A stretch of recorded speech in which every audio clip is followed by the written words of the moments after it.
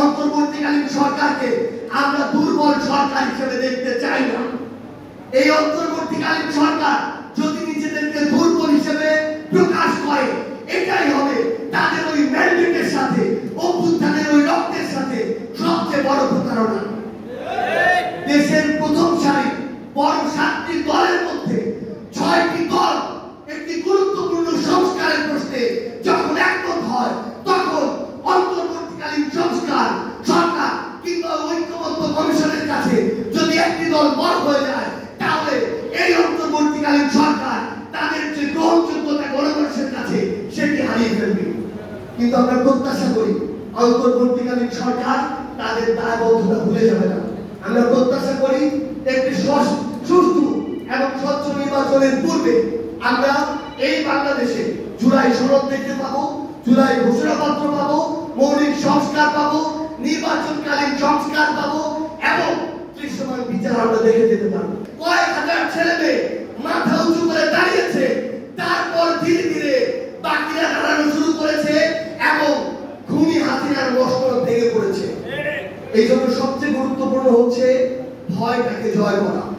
আমাদের যারা মায়েরা বোনেরা রয়েছেন, আমাদের জনসংখ্যার অর্ধেক আমাদের মায়েরা বোনেরা, আমাদের তাদের পরামর্শ নিতে হবে, তাদেরকে সাথে নিতে হবে।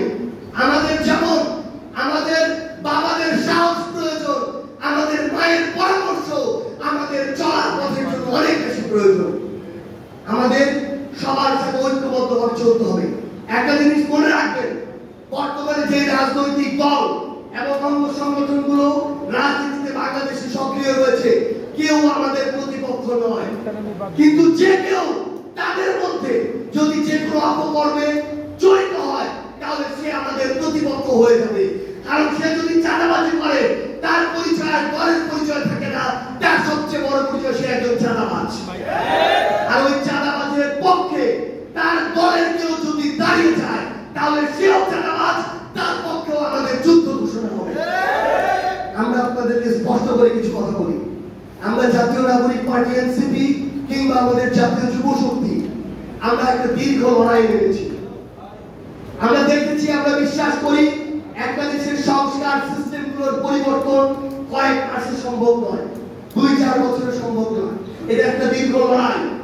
কিন্তু এই নির্বাচনের পূর্বে এই লড়াইয়ের জন্য, একটা স্বচ্ছ নির্বাচনের জন্য যে মৌলিক সংস্কারগুলো প্রয়োজন, সেগুলোর বিষয় আমাদের বিন্দুমাত্র ছাড় থাকবে না।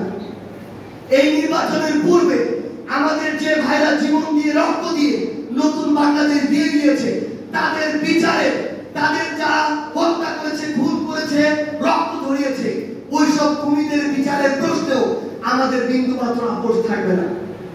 এই জুলাই সনদ, জুলাই ঘোষণাপত্র, যেটা প্রধান উপদেষ্টা কমিটমেন্ট করেছেন, সেই জুলাই মাসের মধ্যে দেওয়ার ক্ষেত্রেও আমাদের কোনো আপোষ থাকবে না। ওয়ালটন আবারও মিলিনিয়ার অফারে ওয়ালটন ফ্রিজ কিনে আপনিও হয়ে যেতে পারেন মিলিয়নিয়ার।